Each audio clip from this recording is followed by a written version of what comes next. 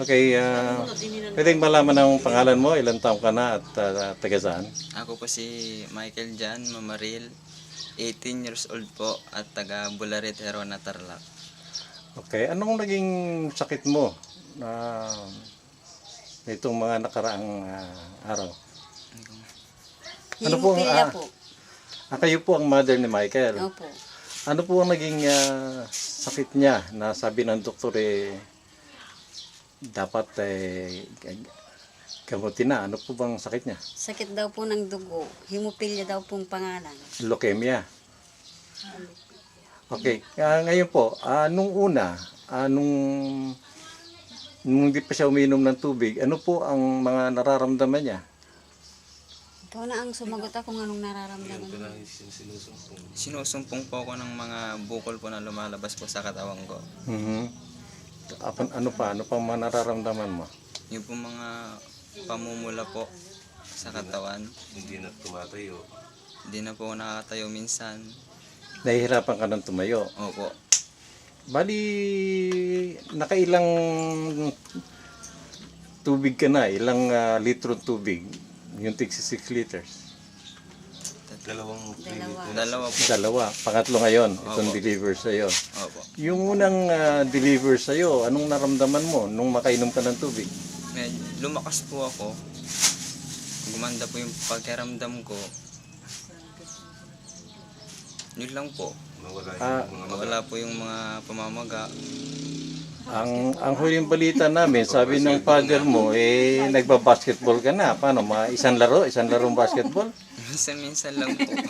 O sige, kasi kumbaga sa tayo mong yan, sa sakit mong yan, kasi dugo yan, leukemia, kumbaga talagang mahirap katunayan ang ospital, walang gamot para dyan.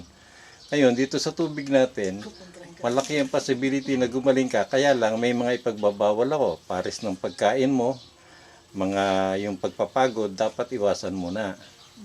Kailangan disiplinahin mo muna ang sarili mo sa loob ng 5 hanggang 6 na buwan. Payag ka ba? Opo. Okay.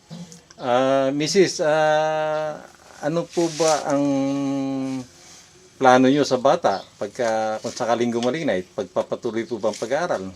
Kung gusto niya pong mag-aral, di mag-aral po siya.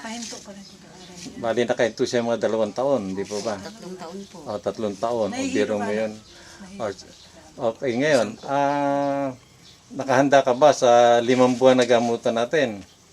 Opo. At huwag ka muna magpapakapagod. Opo. Sige po. At ang pagkain mo, bawal muna kumain ng baboy, manok, wala muna, isda muna na galing sa dagat at gulay, prutas. Opo. Concentrate ka muna ron. Opo. At susunod, siguro dapat mag-ista ka na yung 20 liters na para dire-diretso pag-inom. Opo. Mrs., ano po ba? Kailangan mo suporta ninyo.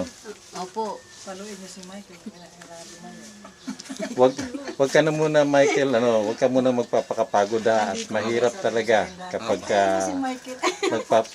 mahirap talaga pagka ang sakit mo lumala. Kaya kailangan ingatan mo. Opo. Sige, at babalik kami rito pagkaroon ng mga 1-2 buwan para matingnan natin yung situation ni Michael. Opo. Sige po, okay. Salamat po. Mga champion na sa basketball yung pagbalik nito. Bago yung tatay nito eh. Maganda rin yung nanay. Oo.